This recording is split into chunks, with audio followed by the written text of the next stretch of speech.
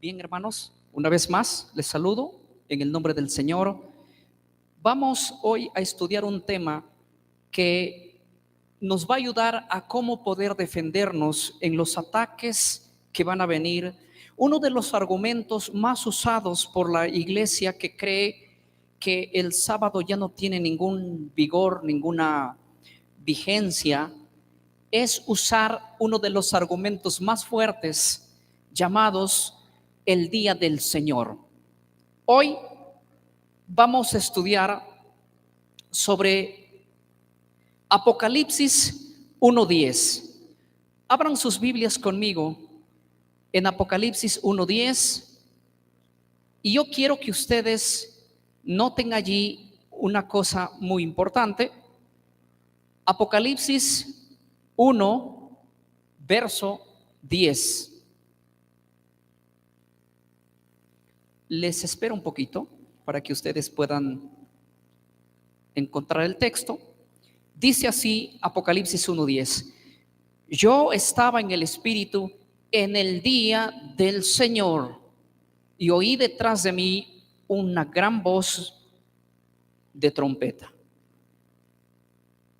En el año 95-96 después de Cristo, Juan dice: estaba yo en el Espíritu, pero pone la frase en el día del Señor.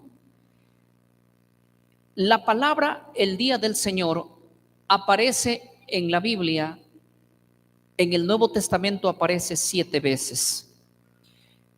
Y en todo el Antiguo Testamento aparece 26 veces la misma palabra.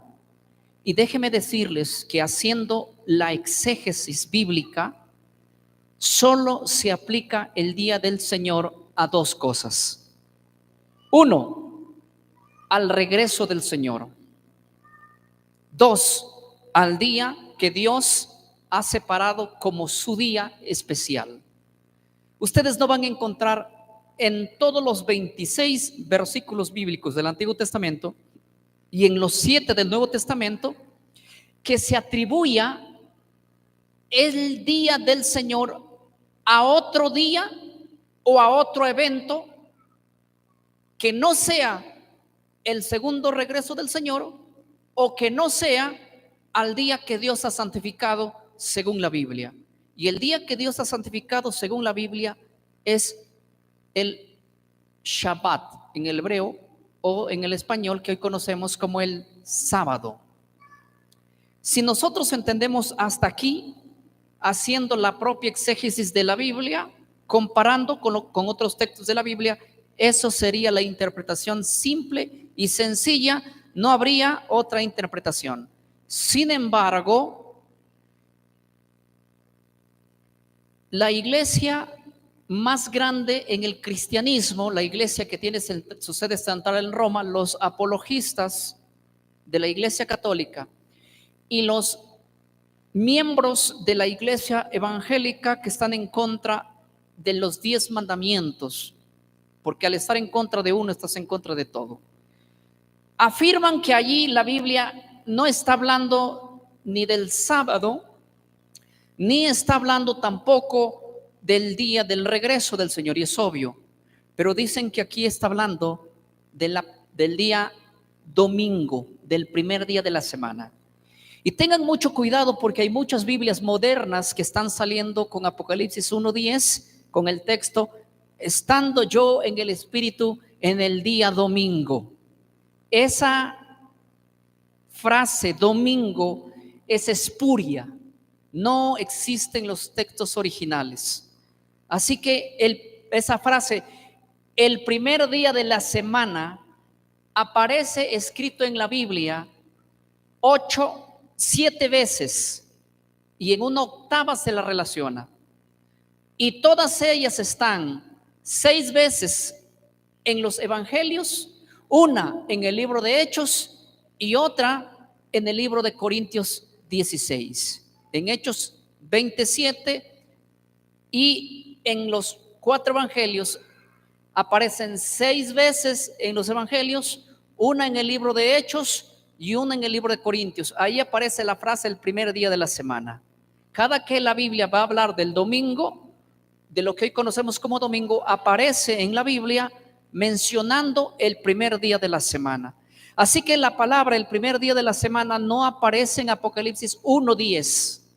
Ese es un invento y un cuento simplemente colocado allí de una manera forzosa, lo que hicieron las traducciones bíblicas. Y les voy a contar algo que ustedes quizás no saben. La iglesia evangélica, la Sociedad Bíblica Unida, era manejada por evangélicos. La Sociedad Bíblica Unida hace muchos años le pertenece ahora al Vaticano. Así que ellos hacen lo que quieren y deshacen lo que quieren. Por el afán de ellos de comprar la Sociedad Bíblica Unida, yo no sé cuál es, pero el poder que está allí es tremendo. Así que a tener cuidado con muchas Biblias que vienen manipuladas, no solo allí, sino en otros textos, que cuando estudiamos la crítica textual, cuando estudiamos la papirología o los diferentes códices, vamos a encontrar que hay mano negra en Apocalipsis 1:10 en el presente. Repito una vez más, Apocalipsis 1:10 no nos habla del domingo, nos dice la frase el día del Señor. Y en toda la Biblia la frase el día del Señor está relacionado con la venida del Señor o con el día del Señor, con el sábado, la cual es el día que le pertenece al Señor.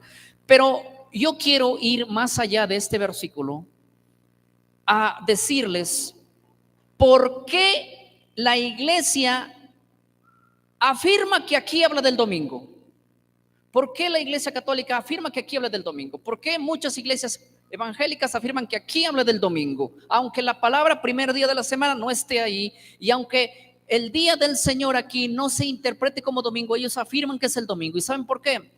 Porque yo tengo aquí las fuentes históricas desde el siglo II, ¿sí? Y que hoy ustedes se van a enterar por qué aparece aquí como en la mente del católico, del evangélico, el día domingo. Aunque les voy a decir de nuevo, originalmente, en los textos originales del griego, en los textos originales que se escribieron en la Biblia, no aparece el primer día de la semana. ¿Ya? Pero ellos piensan y dicen, ahí habla del domingo, solamente porque la frase dice el día del Señor. Les voy a decir una cosa que quiero que se enteren y no me miren con cara de hereje. En primer lugar, los judíos en el siglo primero y antes del siglo primero siempre han tenido costumbres que han colocado a la Biblia, que la Biblia no manda. Les voy a poner un ejemplo. Miren, en el Antiguo Testamento, en el libro de Levítico 23, ustedes van a ver que Dios ordena 7 fiestas para que guarden el pueblo de Israel. ¿Está claro? 7 fiestas, de las cuales en 3 idas tú tenías que ir, valga la redundancia, a Jerusalén a guardar estas 3 fiestas. 3 viajes. Por eso el libro de Éxodo dice: 3 veces al año se presentará todo varón delante de mí. En la fiesta de la Pascua, en la fiesta de las semanas y en la fiesta de las cosechas. Así que te ibas 3 veces al año a Jerusalén. La primera vez que te ibas, celebrabas 3 fiestas: la Pascua, los días de los panes sin levadura y las primicias. Luego regresabas y te ibas de nuevo después de 50 días a celebrar el día de las semanas, conocida como la fiesta del Pentecostés, y después te ibas a celebrar 3 fiestas más en el 7º mes: la fiesta de las trompetas, la fiesta del día de Yom Kippur, que es la expiación, y las fiestas de las cabañas. 3 fiestas en el primer viaje, una fiesta después y 3 al último. En total eran 7. Esas fiestas que Dios lo ordenó en Levítico 23 eran fiestas por mandamiento de Dios. Pero en cierta ocasión los judíos, en los tiempos de Antíoco Epífanes, habían sido invadido su templo, los invadieron a ellos y por más de 30 años estuvieron bajo el dominio, con el templo quitado y profanado. Un día los macabeos hacen un ejército, se rebelan y liberan al templo de la opresión de los griegos. ¿Sí? ¿Qué hacen allí? Dicen allí, vamos a celebrar una algarabía y este día, hoy, a partir de este día lo vamos a celebrar por siempre dentro de nuestra cultura y nuestras fiestas. ¿Saben qué fiesta se empezó a celebrar allí? La fiesta de Hanukkah. ¿Han oído de la fiesta de Hanukkah? La fiesta de Hanukkah es una fiesta que los judíos están en el Nuevo Testamento. Ustedes van a ver que están, a veces la Biblia dice, Jesús fue a una fiesta, en una ocasión, a una fiesta de los judíos, y era la fiesta de Hanukkah. Pero yo quiero decirles algo interesante. No existe un mandamiento en la Biblia de celebrar la fiesta de Hanukkah porque Dios no la instituyó.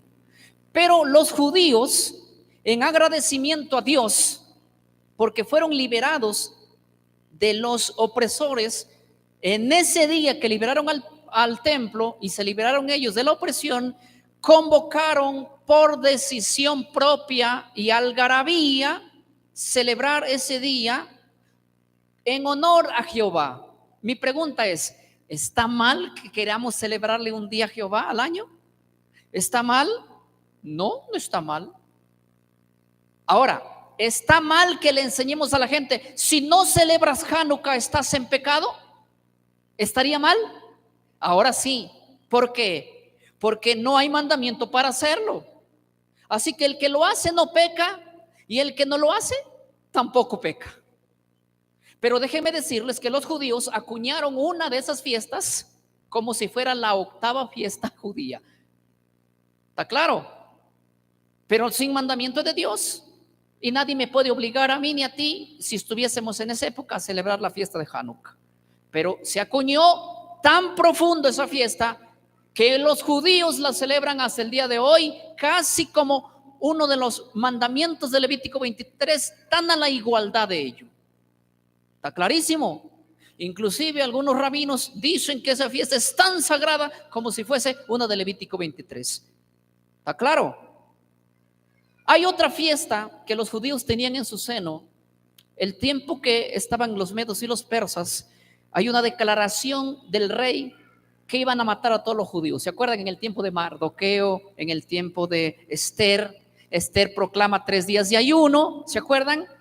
Y Dios les libra de la muerte a los judíos. Y ellos dicen, wow, ahora nos libró de la muerte el Señor.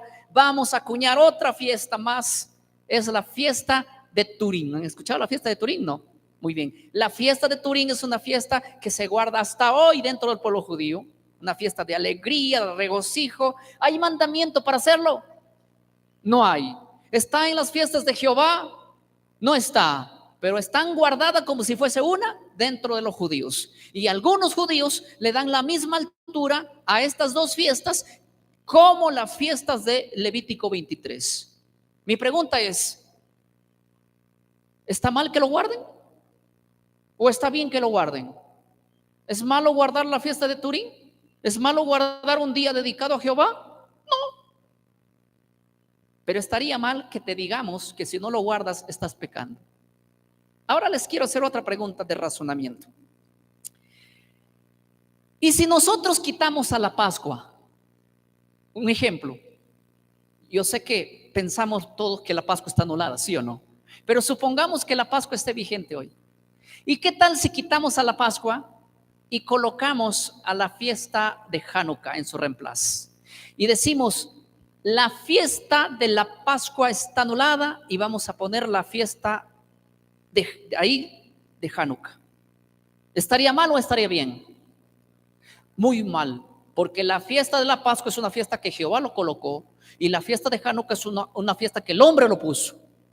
Ahí se habría un problema, ¿sí o no? Muy bien, déjenme contarles ahora del primer día de la semana.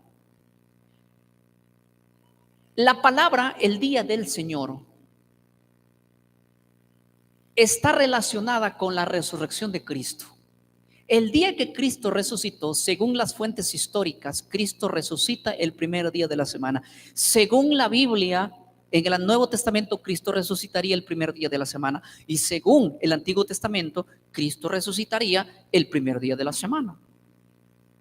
Yo quiero que entiendan que Cristo resucitó el primer día de la semana, aunque hoy los mesiánicos aleguen que Cristo resucitó un sábado. No, Cristo resucitó el primer día de la semana. Eso es irrefutable. Tenemos fuentes muy fidedignas que afirman que Cristo resucitó el primer día de la semana. Mi pregunta es, la decepción de los judíos que habían creído en el Mesías cuando murió, ¿cómo habrá sido de alegre ver a Cristo resucitar el domingo? ¿O no creen que se alegraron? ¡Ja! Llorar 2 días antes, decepcionarse de que Cristo no es el Mesías y 2 días después ver la tumba abierta. ¿Es una alegría? No. ¿Saben lo que hicieron esos judíos? Le empezaron a llamar al domingo el día de ¿qué? El día del Señor. Pero ojo, cuando ellos le empezaron a llamar al domingo el día del Señor, en la mente de ellos no estaba que ese día del Señor era santo, bendito y de descanso. Simplemente le acuñaron como una fiesta más, como Hanukkah, como la fiesta de Turín. El día del Señor fue un día que lo declararon ellos en son de alegría, en son de victoria. El día del Señor, vamos a festejarlo. ¿Y qué hacemos en ese día? Vamos a celebrar la cena del Señor. Y cada sábado a la puesta del sol, que comenzaba el día domingo, ellos decían, reunámonos a celebrar ¿qué? La alegría en el día del Señor. Yo quiero que ustedes comprendan, es interesante notar, yo vi un debate de 2 adventistas con el padre Luis Toro sobre cuál era el día del Señor. ¿Sí? Y ellos, si hubieran conocido este tema, no hubieran atacado de la manera que atacaron, porque el sacerdote Luis Toro decía lo siguiente: el domingo es el día del Señor, ¿sí? Y ellos decían, no, el domingo no es el día del Señor, el día del Señor es el sábado. Pero yo les voy a decir una cosa, el sábado es el día que Dios santificó, bendijo y descansó, y es el día que el pueblo debe dedicarlo como mandamiento por Dios. Pero el domingo es el día del Señor puesto por el hombre en honor a la resurrección ¿de quién? De Cristo. El domingo es un día que es llamado el día del Señor por la iglesia del siglo I, sí, por la iglesia del siglo II, del siglo III, del siglo IV, pero ese día no se iguala al día que Dios escogió. Mi pregunta es, ¿cuál es el día que Dios mandó a descansar? ¿El sábado o el domingo? Muy bien. ¿Y cuál es el día que los cristianos, cuando vieron a Cristo resucitado, dijeron, este es el día del Señor? ¿Cuál? El domingo. Pero ellos nunca en su mente le estaban dando la transferencia del sábado al domingo, ni en su mente lo iban a cambiar, y ni en su mente este día era para santificar o para observar. En su mente ellos era el día de festejo, de alegría, y un día de recordarlo, porque era de alegría nada más. ¿Está claro aquí? No quiero que me malinterpreten lo que estoy diciendo. Entonces, según las fuentes históricas que yo tengo aquí, voy a leer algunas de ellas.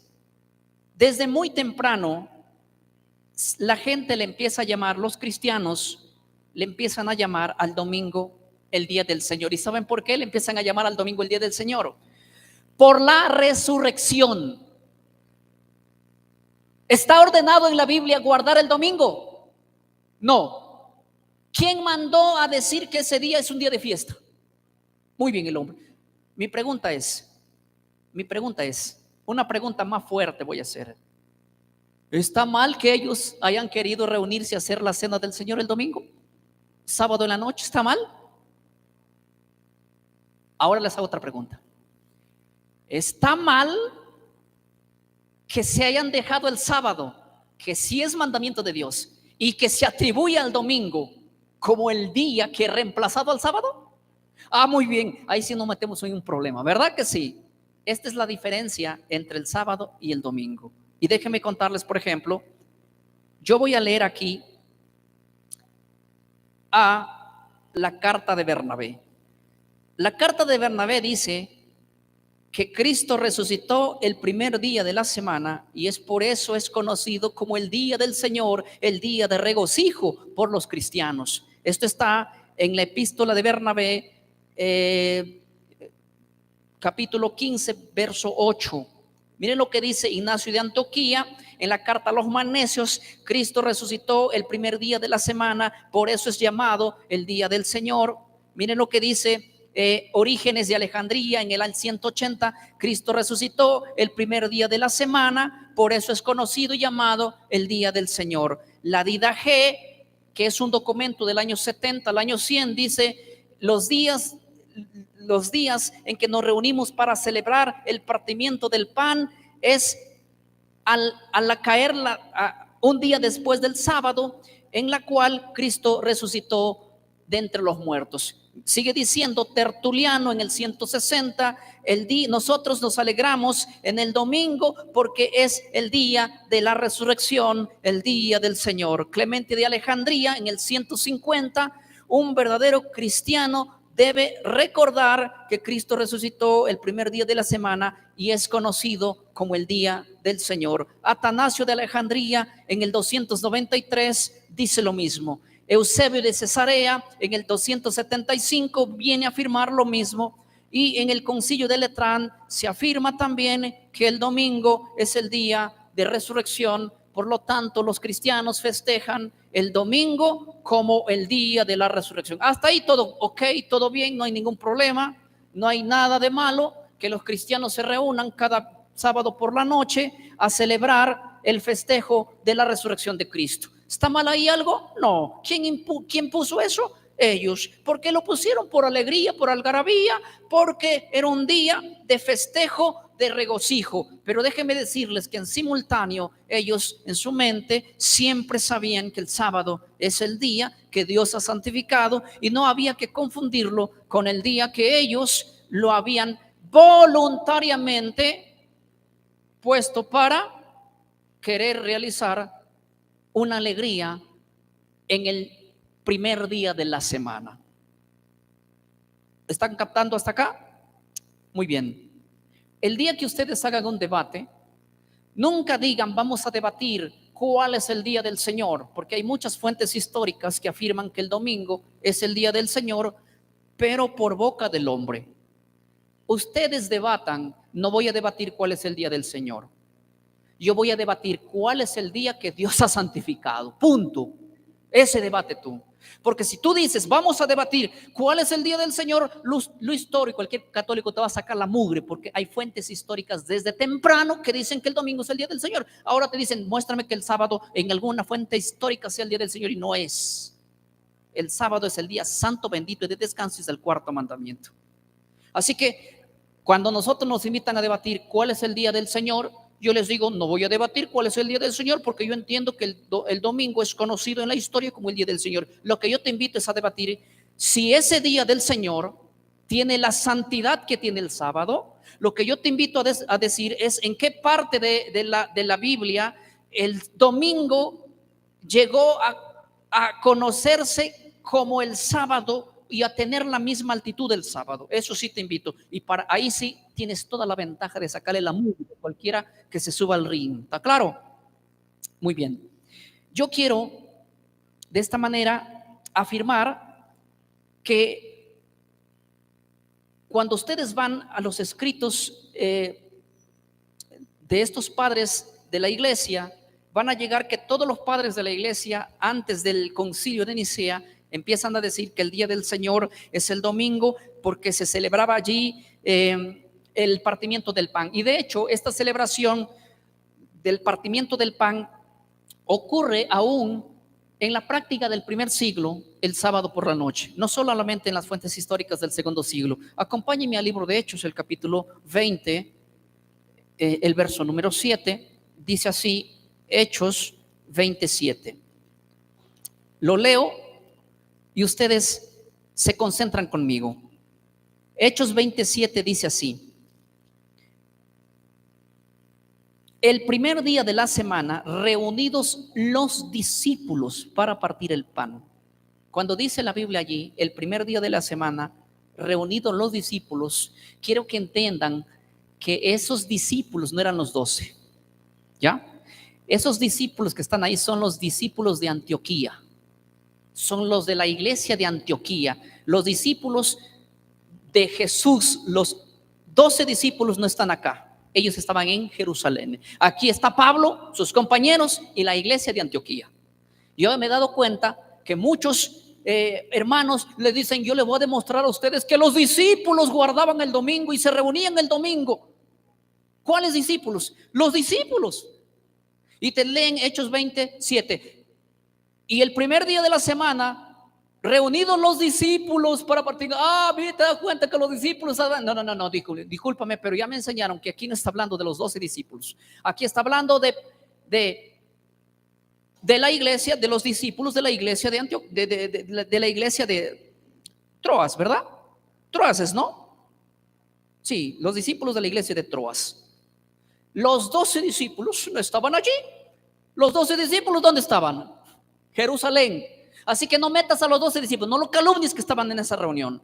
Aquí está Pablo, sus compañeros y los discípulos de Troas. ¿Se entendió esto? Segundo punto, aquí se habían reunido de noche, porque el texto dice, el versículo 8 dice lo siguiente. Miren lo que dice el verso 8. Y había muchas lámparas en el aposento alto donde estaban reunidos. Primera pregunta: ¿para qué se reunieron los discípulos? Para partir el pan. Ahora les voy a decir una cosa, y cuidado con chocar con ciertas cosas sensibles. El partimiento del pan en la Biblia se ha realizado toda la vida de noche. Por eso su nombre bíblico en el libro de 1 de Corintios 11 es la Santa Cena. No es la Santa Cena, no me pongas palabras en lo que yo dije. La Cena del Señor es su nombre en la Biblia. Ya la Iglesia Católica le puso la Santa Cena, pero su nombre bíblico es la Cena del Señor. Así dice 1 Corintios 11. Y la Cena del Señor no se realizaba a las 10 de la mañana, ni a las 3 de la tarde, ni a las 2 de la tarde. La Cena del Señor se realizaba de noche, porque si hubiese sido a la mañana, se hubiera realizado, se llamaría el desayuno del Señor o el almuerzo del Señor. Pero la cena es de noche, y los discípulos de la Biblia siempre practicaron la cena de noche. Si ustedes quieren celebrarlo de día, cámbienle de nombre, pero no es así. Y en las fuentes tempranas del primero, segundo y tercer siglo se realizaban de noche. El que cambió la cena del Señor para de día fue la iglesia que tiene su sede central allá, porque también cambió la solemnidad del sábado al domingo, y en ese afán colocó la cena de día. Y hay muchos que practican la cena a la pleno culto. Yo no sé de dónde sacaron eso. Si lo están haciendo por ignorantes, están excusados. Pero si lo están haciendo por rebeldía, pues suban aquí al ring. Y otra cosa, Hechos 27 es clarísimo cuando habla de esto.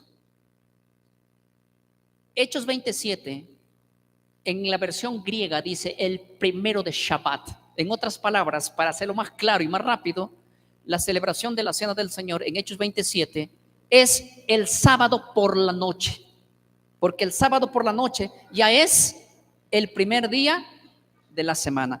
Y ustedes van a ver aquí que el primer día de la semana se reunían los discípulos por la noche a hacer el partimiento del pan, y por eso la Didache afirma lo siguiente. Miren lo que dice la Didache. La Didache es el documento del siglo I, donde se pone allí la creencia de los apóstoles. Miren lo que dice la Didache en el capítulo 15, el verso número 1.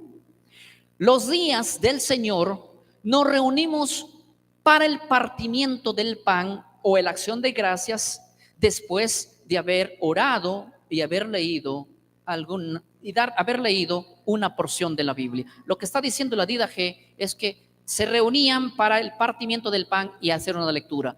Y este partimiento del pan y esta lectura, según el historiador, déjeme acordarme, de Constantinopla, Sócrates de Constantinopla, no Sócrates el que hablamos en la mañana, el filósofo de Grecia, no, ese filósofo de Grecia es de antes de Cristo. Sócrates de Constantinopla es después de Cristo, es un historiador que cuenta muchas cosas, un historiador cristiano, y él dice y afirma que la cena del Señor se hacía de noche y que luego fue cambiado por de día, no solamente por orden de Dios, sino porque también querían que el día domingo sea también observado con la misma altura que se guarda el sábado.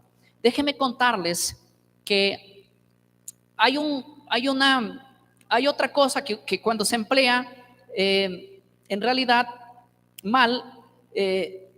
Constantino es uno de los primeros cristianos, entre comillas, porque Constantino nunca se bautizó en toda su vida. Él no fue bautizado, y aunque él dijo que era católico, no creo que haya sido católico al mismo tiempo, porque él no fue bautizado. Él se bautizó cuando ya estaba por morir. Él fue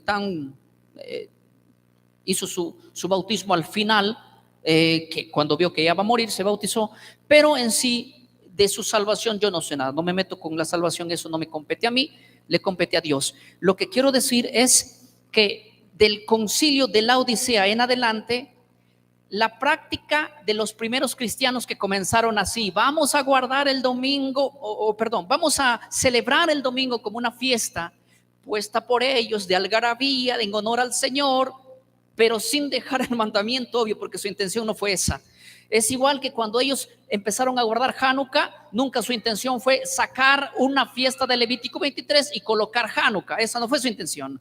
El domingo, cuando ellos la colocaron para observarlo, para hacer la cena del Señor, su intención fue que esa sea una fiesta más de algarabía, ordenada por ellos, puesta tradicionalmente por ellos, más no por Dios. Dios no se mete en eso. El que lo quiere hacer bien y el que no, no. Lo malo está que descanses el domingo y que trabajes el sábado. Y eso ocurrió después del 321. Después de 3 siglos, la iglesia se cansa de estar llamándole el día del Señor al domingo, sino que dice, vamos a transferirle los derechos del sábado ¿a quién? Al domingo. Y ahí se metieron en un problema, porque desde ahí, hace 1700 años, la iglesia se acostumbró a guardar el domingo como día del Señor, no por orden de Dios, sino por los concilios que vinieron de ahí en adelante.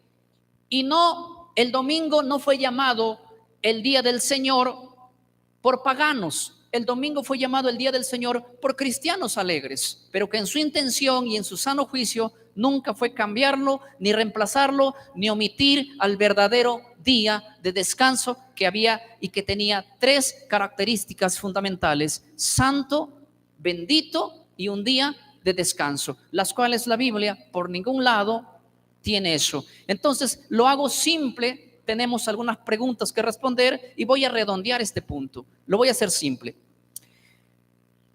Hay gente que hoy guarda el día domingo y que estropea el sábado.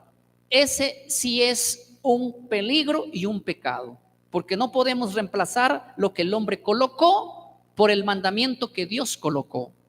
¿Está claro? Si hay personas que dicen, yo guardo el sábado como día del Señor, pero mañana es domingo y me regocijo porque es el día de la resurrección, no hay nada de malo en eso.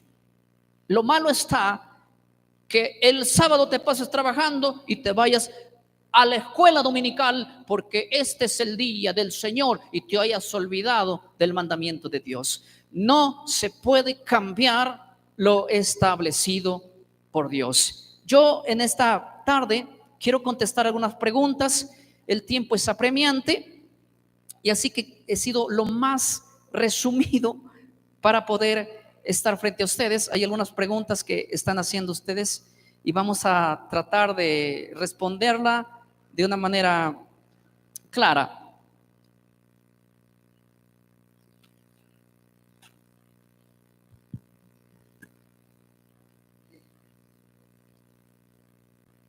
Bueno. Bien, primera pregunta, Pastor Miguel Ángel Ortiz. ¿Por qué se ponen flores en los altares y para qué es? ¿Por qué se ponen flores en los altares y para qué? ¿Para que esté bonito? No creo que no sepan esa pregunta. ¿Para qué esté bonito, hermano? Mira, qué lindo las flores. Hubieran puesto más. ¿Serio? ¿Para eso? No creo que no sepan eso. Ni no está mal hacerlo, ¿eh? Esa es la respuesta, hermano. Okay. Para que esté lindo. Okay. ¿Algún niño que hizo esa pregunta? Sí. Ok, siguiente pregunta. Si no son los muertos que hablan, ¿qué espíritu es? Si no son, bueno, la Biblia dice que los muertos no hablan. Y si nosotros vemos historias de ultratumba, les recomiendo ver historias de ultratumba en Discovery Channel o Voces del Más Allá, ustedes van a ver que legítimamente hay voces que se graban en lugares, en ciertos edificios, y el que habla no es el muerto, ni el espíritu del muerto, el que habla se llama Satanás, punto. Es el que apareció hablando con Samuel o con Saúl. Y es aquel que va a hablar siempre a través de todo ser muerto. Si tienes una estatua de alguien muerto y te hace un milagro, pues, Satanás hablando a través del milagro. Dios no puede obrar en aquello que él mismo ha prohibido. Sencillo y simple y sin anestesia. Ok, siguiente pregunta. ¿Qué significa para usted el espíritu de profecía en la persona de Elena de White? ¿Qué significa para mí el espíritu de profecía? Bueno, el espíritu de profecía para mí lo que significa es lo que revela Dios al profeta. Ahora, la pregunta dice, pero está relacionada con, Sí. a ver. Y si así es, ¿por qué nunca, por qué no la menciona nunca? Muy bien. Es que la pregunta dice, a ver, léelo de nuevo para. ¿Qué significa para usted el espíritu de profecía en la persona?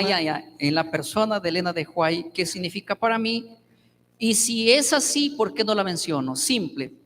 Yo no he leído ningún libro del espíritu de profecía de Elena. El día que lo lea, la podré citar o no la podré citar. Pero mientras no lo lea, yo no puedo decir si el espíritu de profecía es verdadero o es falso. Solo después de haber leído algo, yo daré mi veredicto y diré si se apega a la Biblia o no se apega a la Biblia, ya que el espíritu de la profecía de los profetas, dice el libro de Corintios, que los profetas se sujeten a los profetas. ¿Y cuáles son los profetas que se deben sujetar a los profetas? Los profetas que vengan después se tienen que sujetar a los profetas que escribieron la Biblia. Así que yo creo en el espíritu de profecía, sí. Ahora, ¿crees en Elena de White como espíritu de profecía? No sé, porque tengo que leerlo primero y después de leerlo voy a dar mi veredicto. No la cito porque no puedo citar algo que no conozco. Entonces, el día que lea los libros, voy a ver si el espíritu de profecía de la Biblia también está en el espíritu de profecía de Elena Harnold de White. Así es su nombre, ¿verdad? Me corrige. Ok, gracias, pastor. ¿Qué pasó en ¿qué pasó en la transfiguración con Moisés si ya era muerto? No entiendo. Quiero pensar así, que se apareció vivo, pues, y ya Moisés se supone estaba muerto. Muy bien, buena pregunta. Cuando Moisés murió, la pregunta les repito, de repente no soy yo bien. ¿Cómo es que apareció Moisés en el monte de la transfiguración? Sería mejor si Moisés ya estaba muerto. En el libro de Deuteronomios, el último capítulo, había muerto, ¿verdad? Y de hecho, el que escribió el último libro de Deuteronomios fue Josué, porque Moisés no puede escribir su propia muerte. No fue Josué el que escribió eso. Y quiero decirles que cuando Moisés murió, hubieron dos teorías que se levantaron dentro del pueblo. En ese mismo tiempo que Moisés murió, no 100 años después o 500 años después o 1000 años después. En el momento que Moisés murió, el pueblo tenía dos teorías. La primera era: Moisés nunca ha muerto, jamás ha muerto. Y la otra tradición que salió también es: Moisés ha muerto, sí, pero ha sido resucitado. Tal es así que en el judaísmo existe un libro llamado un libro apócrifo llamado La Ascensión de Moisés. Si quieren, apúntenlo y ustedes lo pueden verificar después. El libro de la Ascensión de Moisés describe claramente que después que Moisés murió, fue resucitado inclusive antes de su descomposición. Él fue resucitado, pero para que él resucitase, bajó el ángel de la resurrección y de alguna manera lo resucitó, pero tuvo una oposición de otro enemigo que él no quería la resurrección de él. ¿Alguien leyó ese libro? Se llama el libro de la Ascensión de Moisés, el cual Judas, un apóstol, había leído el libro de la Ascensión de Moisés y había leído la parte de la pelea del cuerpo con el arcángel Miguel, y él plasma como que esa historia es cierta y la coloca en Judas diciendo que esa es cierta. En otras palabras, Moisés, yo creo que Moisés sí murió, pero de acuerdo a la propia tradición judía, al libro apócrifo, la Ascensión de Moisés, y a Judas, yo creo que Moisés ha resucitado. Y cuando Moisés estaba allí en la transfiguración, no era muerto, era vivo, porque aparece no en espíritu, sino literal. Elías nunca murió, claro, por eso aparece también allí. Por eso es que Pedro dice: Señor, hagamos 3 casas, una para ti, una para Moisés y otra para Elías. Porque los que dicen que ahí apareció un espíritu, no es espíritu, porque si fuera espíritu, se hacen casas para los espíritus. No, había personas literal, por eso dice: hagamos 3 enramadas. No se hacen enramadas para espíritus. ¿Apareció literalmente Moisés? Sí. ¿Apareció literalmente Elías? Sí. Ni uno había muerto y había resucitado, y el otro no había muerto. Simple. Así que ahí no hay espiritismo. Amén. Siguiente pregunta. ¿Por qué la iglesia mayoritaria, conociendo las sagradas escrituras, afirma equivocadamente que el alma sigue subsistiendo después de la muerte? ¿Por qué la mayoría de iglesias afirman que cuando una persona muere, el alma sigue viva? Por la razón de que provienen de la iglesia católica. Porque la que afirmó eso, o sea, en otras palabras, la iglesia que aceptó al Mesías, que surgió del siglo I, no tenía esa teoría. Ya en la mañana estudiamos que esa teoría viene del siglo II, del siglo III, se encuñaron. Y los que pusieron esa doctrina allí fueron a partir de Orígenes, Atanasio, Tomás de Aquino, San Agustín y el Concilio de Letrán. En otras palabras, porque la mayoría de gente es más tradición que Biblia. ¿Sí? ¿Y por qué será que la mentira siempre tiene más gente? No crean ustedes que la mayoría tiene la razón. En la Biblia, la minoría siempre ha tenido la razón. Si no, hagan un estudio desde el Génesis y se van a dar cuenta que la gran mayoría nunca estuvo en la verdad. ¿Se acuerdan del diluvio? ¿Cuántos tenían la verdad? 8. ¿Y qué decían los millones? No. En el tiempo de Abraham, la mayoría.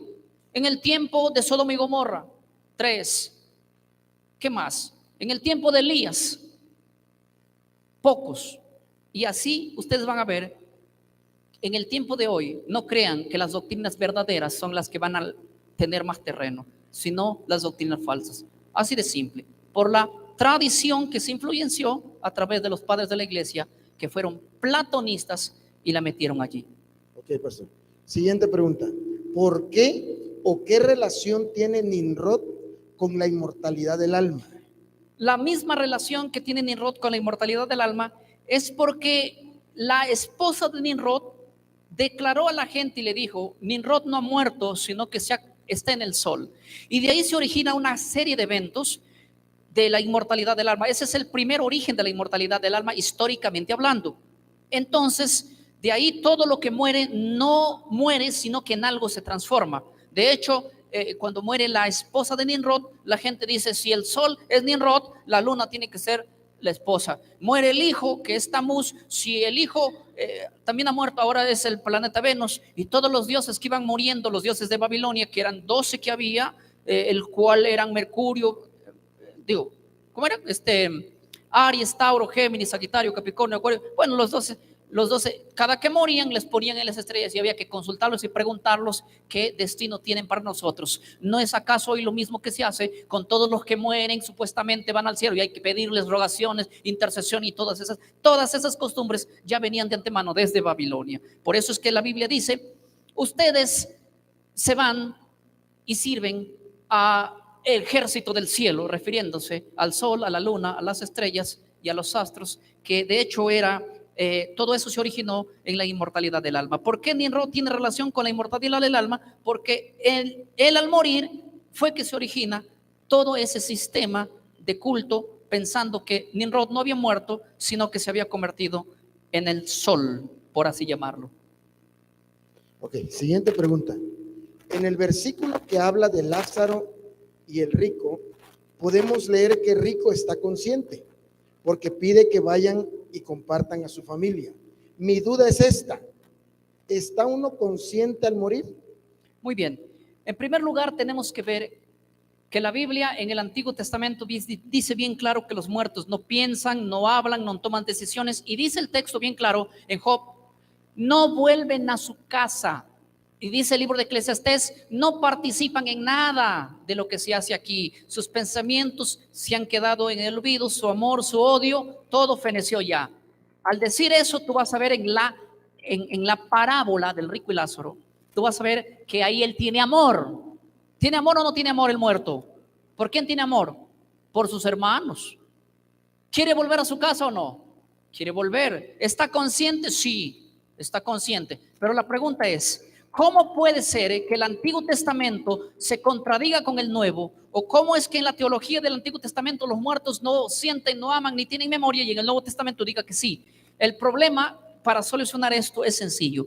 El problema es que ese es una parábola, y al ser una parábola hay que interpretarla de una manera como parábola y no de una manera literal.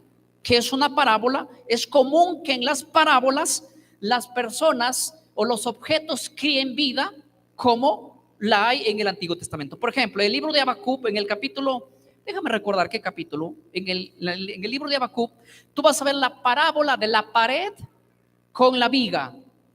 La viga habla y la pared le responde. ¿Lo leyeron o no? Mi pregunta es, ¿ustedes alguna vez han escuchado hablar a la pared y a la viga? No, ¿verdad? Pero en una parábola, las cosas inanimadas crían vida porque tienen un mensaje para dar.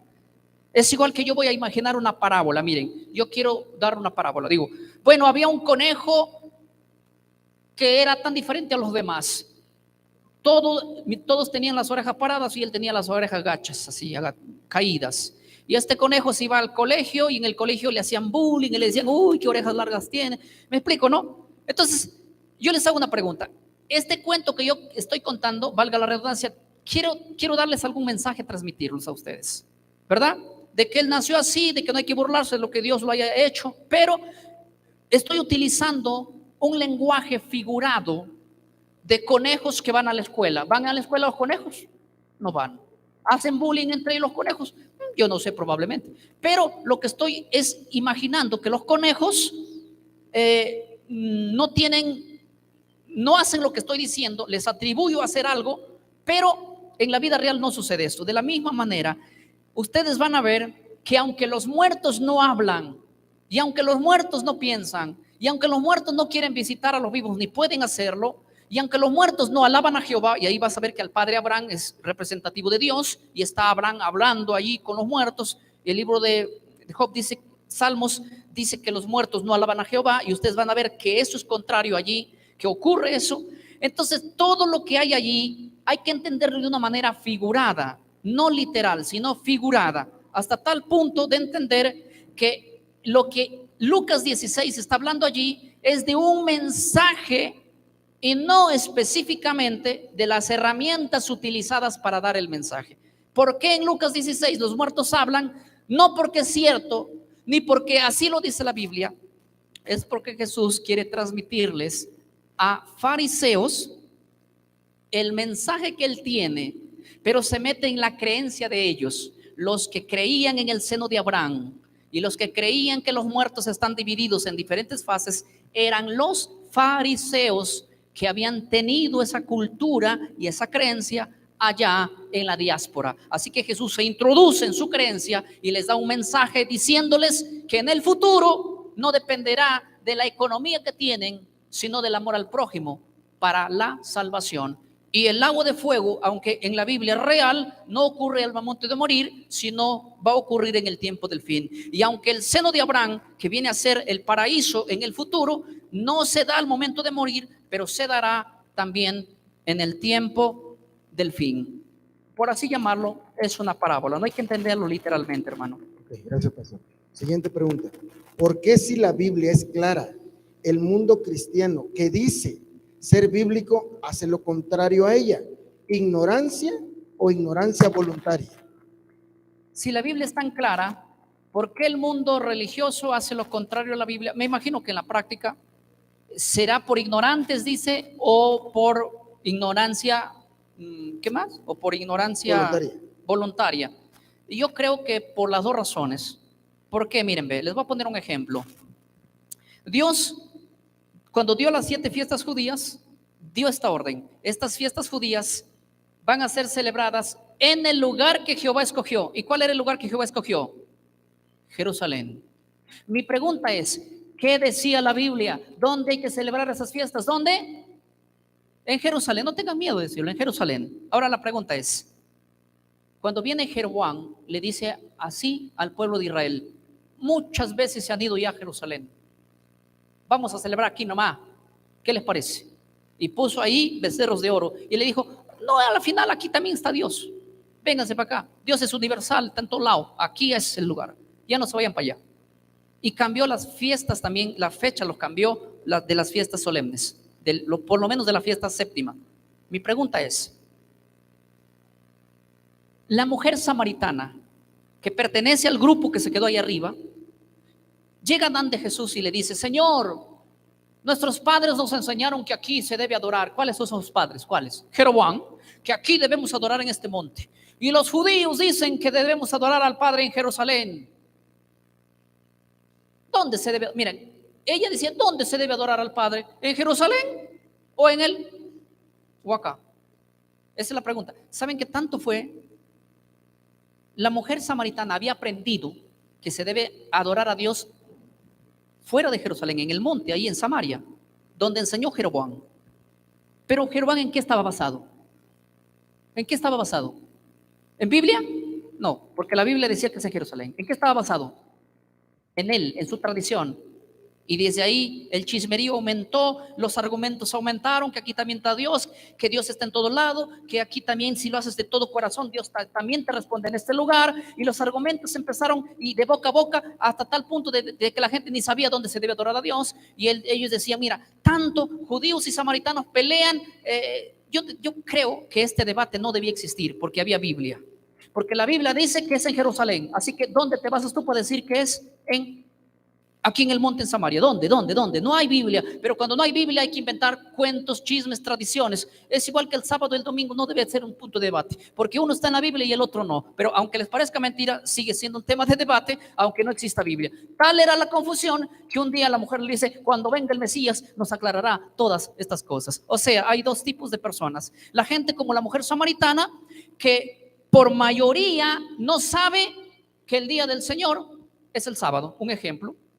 Y déjenme decirles que yo me doy cuenta que cada vez que pregunto a la gente cuál es el primer día de la semana, hablo de católico evangélico, siempre me dice el lunes. Y si me dice el lunes, quiere decir que es una ignorancia total. Entonces la mayoría de gente no guarda lo que Dios dice en su palabra por ignorancia por ignorancia voluntaria no, por ignorancia en sí que no sabe nada. Ignorancia voluntaria es, por así llamarlo, alguien que sabe algo, pero a pesar de que sabe, se quiere cerrar en su idea. Y yo sé que aquí hay muchos que van a salir esta tarde como ignorantes voluntarios, no pudiendo encontrar sus creencias aquí, pero a pesar de eso se van a aferrar a la tradición. Así, mi hermano. Okay. Pastor Miguel Ángel, si la Biblia dice que la paga del pecado es muerte y enseña que Satanás fue el primer que pecó, ¿por qué no ha muerto?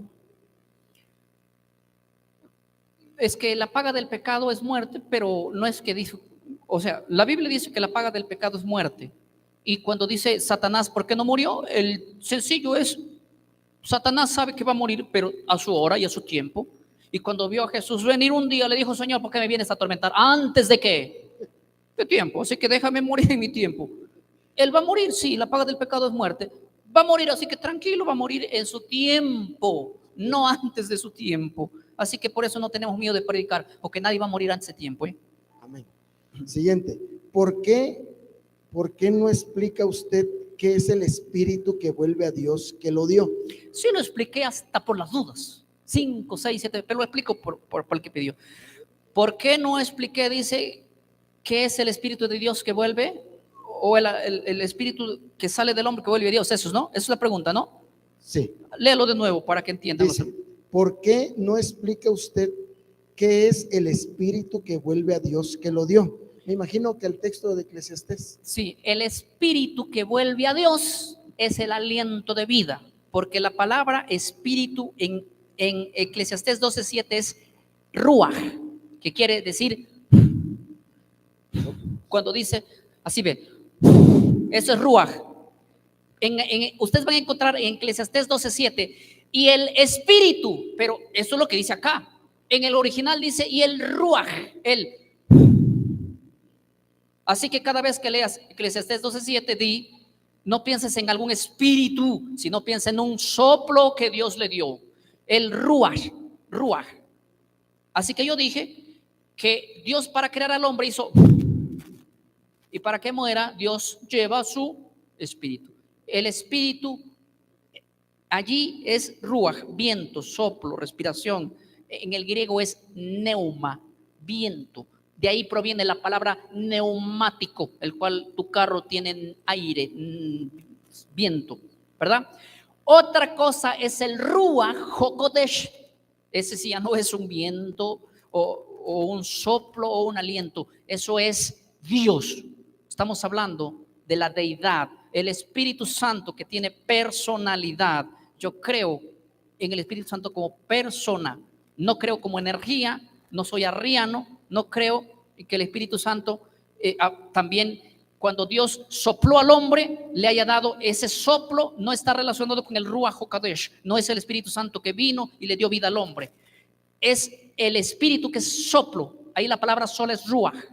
El Espíritu Santo es otro. Estamos hablando, y de hecho las Biblias, cuando hablan del Espíritu Santo, lo colocan con mayúscula porque se refiere a nombre propio. Y cuando dicen del Espíritu, que es el aliento, está con minúscula. Y Eclesiastés 12:7, véanlo, está con minúscula.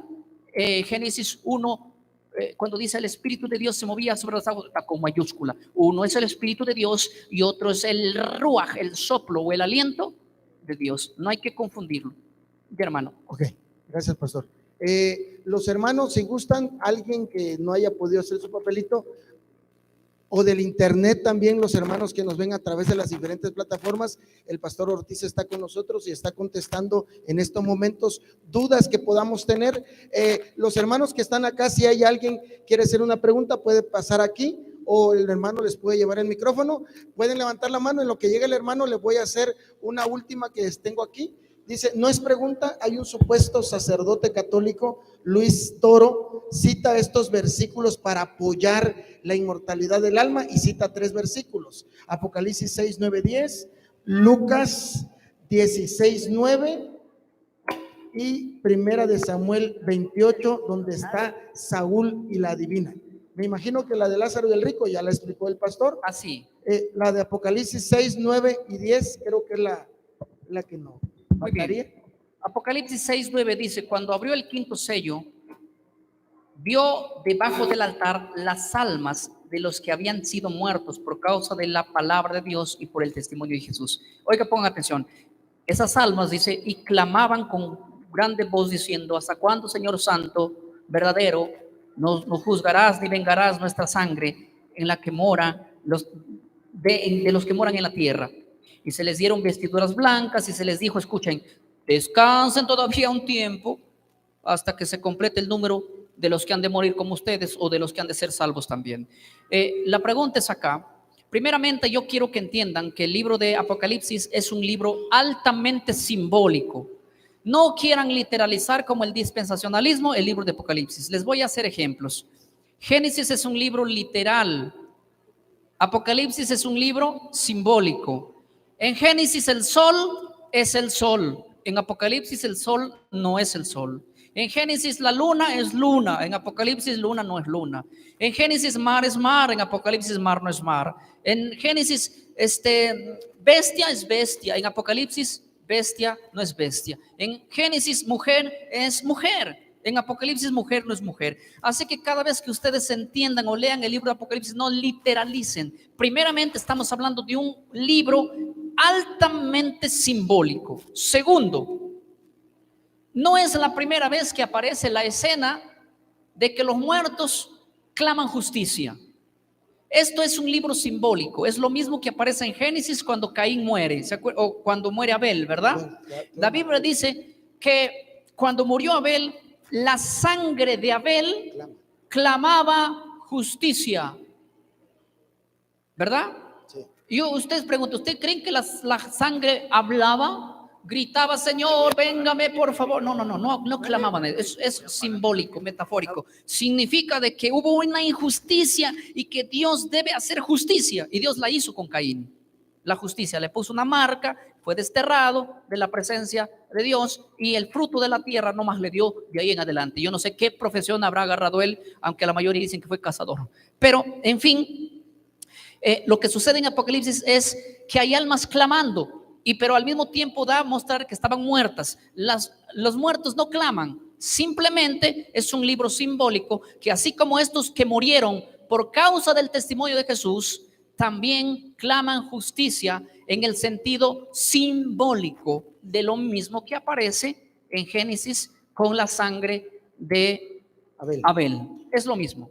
Okay. Pastor, y primera de Samuel 28 de Saúl y la divina. Muy bien. En primera de Samuel 28, nosotros entendemos, siguiendo todo el párrafo de la Biblia, vamos a entender que no hay vida después de la muerte.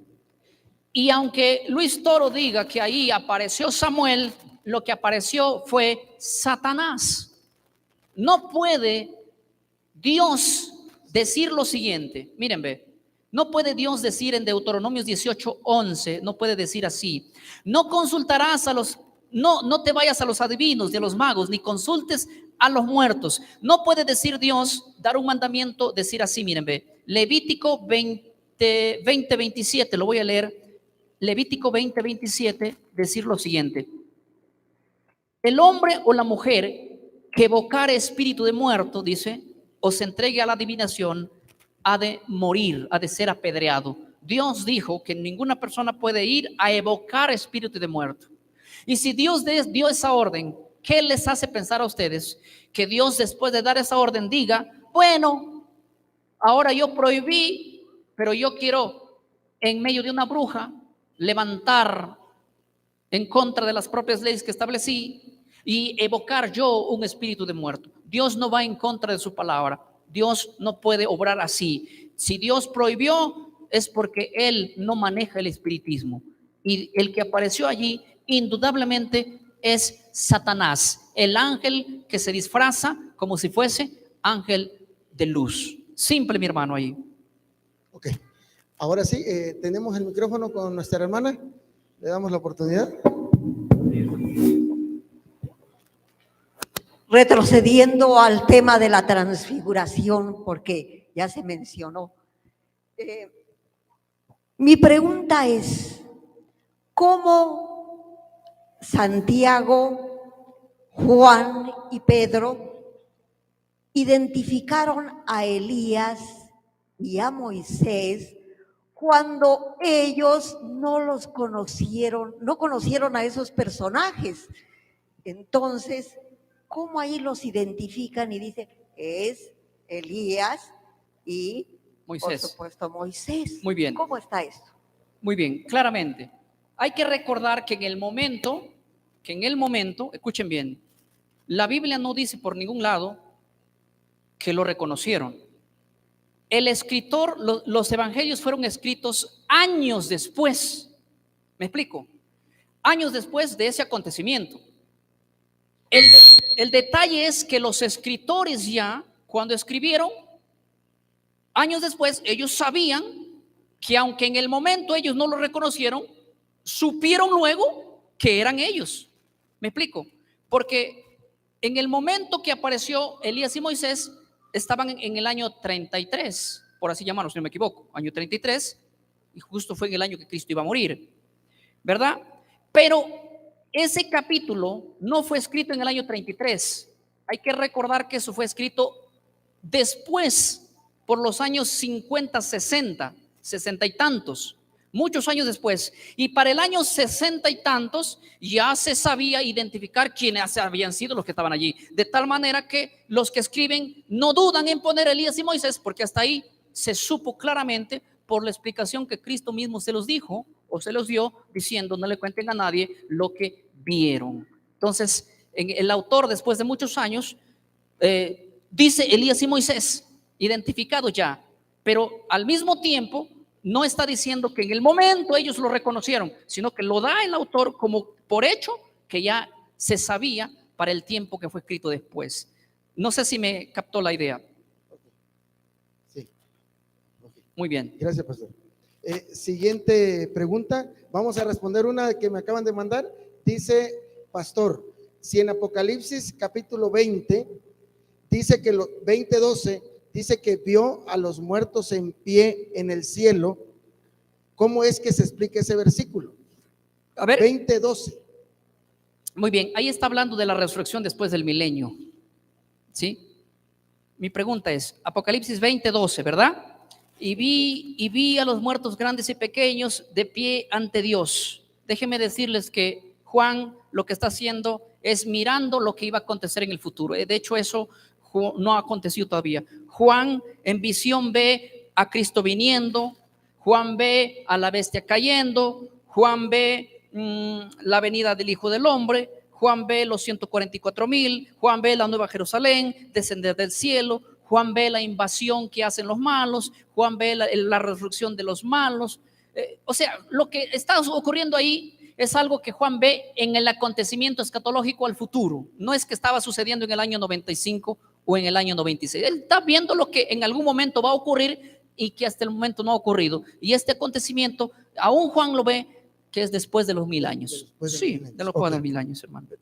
Siguiente pregunta. ¿Por qué en Apocalipsis capítulo 14, versículo 13, los muertos son bienaventurados? Apocalipsis 14, 13. Y oí una voz del cielo que decía: escribe, bienaventurado de aquí en adelante los muertos en el Señor. Sí, dice el Espíritu, descansen de sus trabajos, porque sus obras con ellos siguen. Cuando nosotros vamos a Apocalipsis 14, vamos a ver muertos bienaventurados. Y en la Biblia hay solo 2 muertos bienaventurados. Primero, unos, los que son mártires en todo el contexto de la Biblia. Y 2, los muertos que están en el Señor o en Cristo.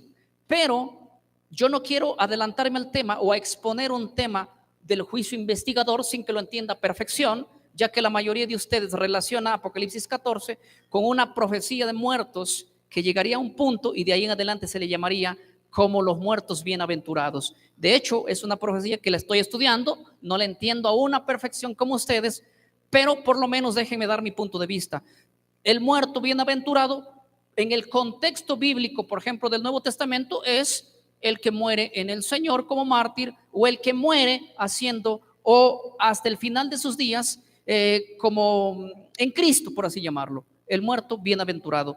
Por lo cual yo enfocaría en ese punto y en ese sector a los muertos bienaventurados, aunque en Apocalipsis 14 está relacionado, como dije, con una profecía escatológica que se cumpliría en un tiempo específico. Es una profecía que la estudio a paso muy lento, sobre la profecía de Daniel 8, hágame recordar el texto. 8:14, ¿verdad?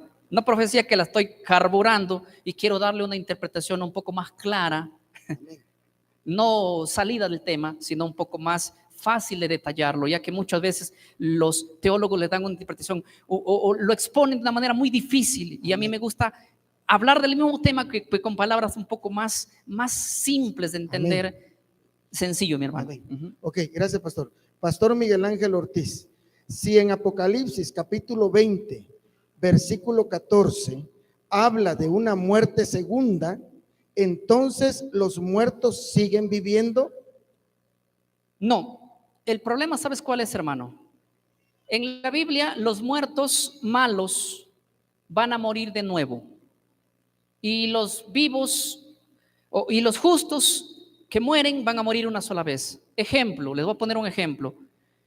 Apocalipsis 20, 5 dice, o 6 dice, bienaventurado y santo el que tiene parte en la primera resurrección, la segunda muerte no tiene potestad sobre ellos. Pero Apocalipsis 20, 15 dice, y el que no fue hallado escrito en el libro fue lanzado al lago de fuego. Y cuando vemos el contexto dice, donde es la muerte segunda en el lago de fuego. O sea, ¿quiere decir que hay dos muertes para el malo? Sí, les voy a poner un ejemplo. ¿Caín ha muerto o no ha muerto? Sí. La pregunta es, ¿va a resucitar Caín? Sí. ¿Para qué? Para morir de nuevo. ¿En dónde? En el lago de fuego. Entonces, no porque hay dos muertes, Caín está vivo, Caín está muerto. Pero él va a resucitar para morir de nuevo. Pero no está vivo, pues, en ese trayecto. No, en el trayecto está muerto. Él va a resucitar solamente para morir eternamente ya. ¿Sí? En cambio, el justo, Abel, por ejemplo, ¿Abel está muerto? Sí. ¿Va a resucitar Abel para morir de nuevo? No. No, porque bienaventurado el que tiene parte en la primera resurrección. Así que los muertos que resucitan en la primera resurrección no van al lago de fuego a morir por segunda vez. Simple es la pregunta, hermano. Siguiente, ¿cómo se explica Samuel 16:14 que un espíritu malo de parte de Jehová? Muy bien. Hay que tener cuidado con las traducciones bíblicas porque la traducción que tenemos es una traducción de Cipriano de Valera y Ciudad de Reina, el cual simplemente es un castellano muy antiguo, por eso es que hay varias correcciones. El espíritu malo de parte de Jehová quiere decir, por ejemplo, yo les voy a hacer un ejemplo, un espíritu malo de parte de Jehová. Les voy a explicar. Job es tentado, ¿se acuerdan? La pregunta es, Dios tuvo una reunión y en ellos se apareció Satanás, ¿sí o no? Mi pregunta es, ¿a quién le pide permiso? ¿A quién le pide permiso Satanás para ir a traer plaga a Job? ¿A quién le pide permiso? A Dios. ¿Dios se lo concede? Sí, ese se llama un espíritu de parte de Satanás o de parte de Dios. En otras palabras, el espíritu que vino a atormentar allí en Samuel es un espíritu que tuvo el permiso por Dios. No es que Dios se lo envió así, no. Lo permitió. Lo bueno y lo malo, claro. Dios proviene de Dios cuando dices que Él da. Allá tienen la mano extendida, no sé si es que. Ok, sí, para que le demos una oportunidad a ellos. Samuel 6:14, primera de Samuel 16:14. Sí. Ok, siguiente. Pastor Miguel Ángel, lo he escuchado, soy un católico fiel y a nosotros nos han enseñado que en San Mateo capítulo 27, versículos 52 y 53, nos menciona nuestro Padre que todos los muertos fieles, Cristo los resucita. Mateo 27, 52, 53. Mateo 27, ya. Mateo 27, Mateo 27, 52, está hablando del día de primicias. ¿Qué ocurrió? 27, 52, ¿no? Y 53. Ya, muy bien. Voy a responder esta pregunta. El día que Cristo murió, escuchen bien, dice la Biblia que hubo un terremoto. Y muchas tumbas se marcaron. No dice todas las tumbas se marcaron, dice muchas tumbas se marcaron. ¿Sí? Pero el día que Cristo resucitó, esas tumbas que habían sido marcadas resucitaron. La Biblia dice una muchedumbre. No dice que todos los muertos resucitaron. Miren lo que dice, vamos a leerlo. He aquí el velo del templo se rasgó de arriba abajo y la tierra tembló y las rocas se partieron. Verso 52. Y se abrieron los sepulcros. Y muchos cuerpos de santos que habían dormido se levantaron. Cuando dice y muchos cuerpos o muchos. La palabra muchos ahí dice que abarcó una cantidad, pero no dice que fueron todos. Entonces, estos que resucitaron allí fueron un grupo de personas que Dios en su decisión eligió resucitar a aquellos que Él quiso resucitar. ¿Y por qué resucitaron con Él? Porque estaba profetizado en el libro de Levítico capítulo 23 que eso ocurriría el día de las primicias. Miren, el día de las primicias se agarraba un manojo del campo de la gavilla y se llevaba y se mecía en el altar. Solo un poco de gavilla, no todo el campo, un poco, primicias. Y las otras venían después, toda la cosecha. Eso significa de que cuando Cristo resucitó, tenían que resucitar con él un grupo de personas, no todas, solo un grupo. Eso está en el libro de Primera de Corintios, el capítulo 15. Si quieren, léanlo. Primera de Corintios, el capítulo 15, dice así el verso 23. Hablando de la resurrección, ocurrió así. Pero cada uno en su debido orden. Así resucitaron. Aquí dice, Cristo, hay una coma. Amén. Las primicias y luego los que son de Cristo en su venida. Está hablando aquí de 3 resurrecciones que ocurrirían. Cristo resucitó primero y con él ¿quién resucitarían? Las primicias. Ese grupo que resucitaron solo son las primicias. Y cuando habla de las primicias no habla de todo el campo, sino de un pequeño grupo. Así como cuando tú llevabas de todo tu campo una gavilla, esa gavilla de todo el campo representaba que de todos los muertos, un manojo de ellos iba a resucitar con Cristo. Así que Cristo cuando asciende al cielo, Él no asciende al cielo 40 días después de haber resucitado. La primera ascensión de Cristo fue el mismo día que había resucitado. Lo dice el libro de Juan. ¿Ustedes se acuerdan? ¿Leyeron el libro de Juan? Dice el libro de Juan que cuando Él resucitó, María Magdalena quiere abrazar a Cristo y Él le dice, no me toques porque aún no he subido a mi Padre. Anda y dile que a mis hermanos que subo a mi Dios y a vuestro Dios, subo a mi Padre y a vuestro Padre. ¿Y para qué subió Jesús el día que resucitó? Él ascendió al cielo solo. Ese día que resucitó, Él debía estar a las 9 de la mañana presentando ese grupo de gente que ha levantado en el verdadero templo, donde en el antiguo, cada día de primicias se presentaba ese grupo de gavilla.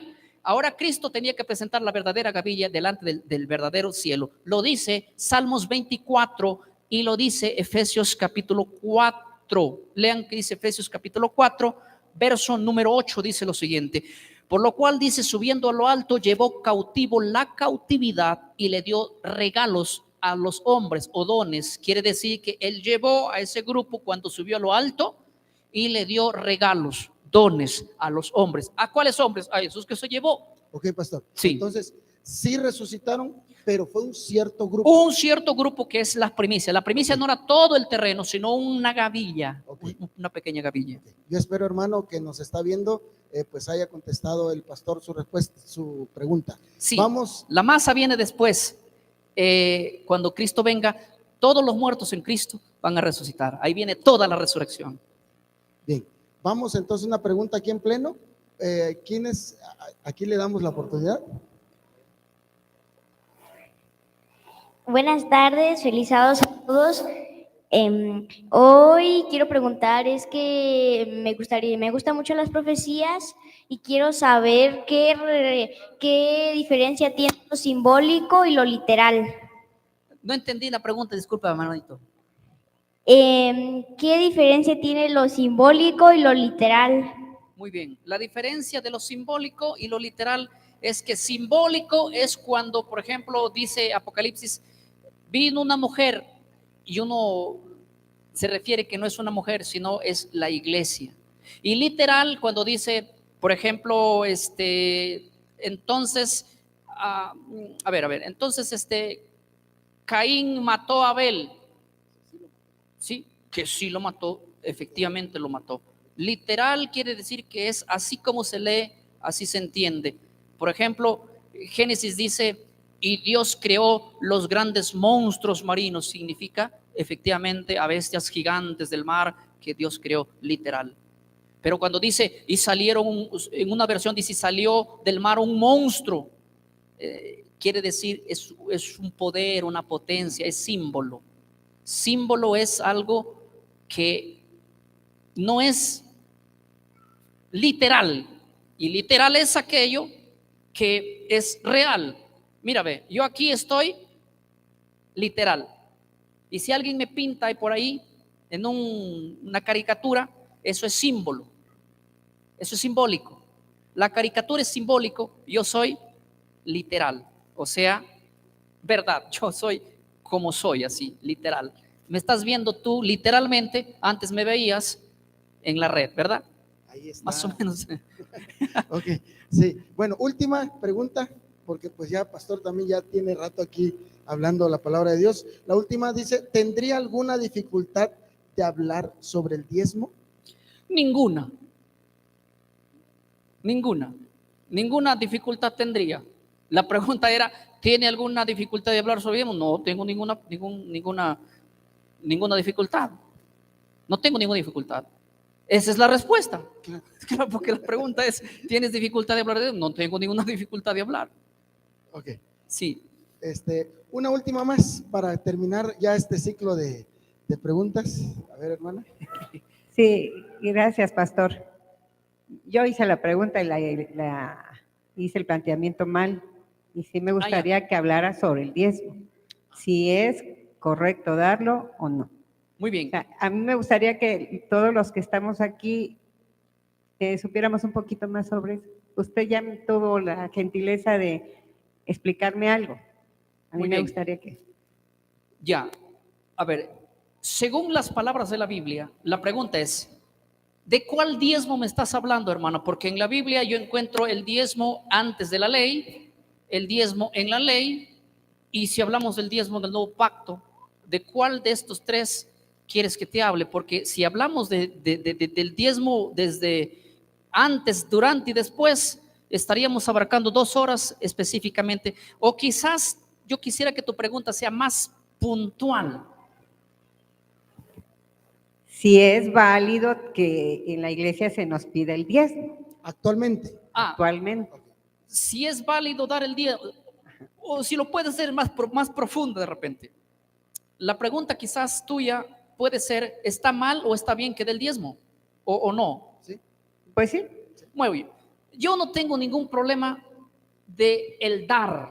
De hecho, yo no estoy en contra del que da el diezmo. Lo que estoy en contra en todas las redes sociales que ustedes van a ver es de aquel que dice, la ley está anulada. Bueno, si la ley está anulada, ¿para qué pide diezmo? ¿Me dejo entender? Amén. Entonces, cuando yo digo, ¿para qué le dan el diezmo al pastor? Me refiero a la iglesia evangélica que dice, la ley está anulada. Pues entonces, ¿para qué das el diezmo? ¿Y tú para qué pides el diezmo? Pues sí. Si la ley está anulada. Pues sí. Si la ley está anulada, ¿para qué vas a dar el diezmo? Mi pregunta es esa, ¿verdad? Entonces, cuando yo hablo, no hablo en contra del que da. Yo siempre digo, el que quiere dar, de todo lo que pueda, si quiere de su casa, su carro y todo lo que quiera. Lo que estoy en contra es del ministro que le enseña al pueblo que la ley está anulada, pero al mismo tiempo le pide el diezmo de la ley que él considera anulada. No sé si me dejé entender. Amén. Un poco más. Amén. Ok. ¿Cuántos agradecemos al pastor Miguel Ángel Ortiz? Amén.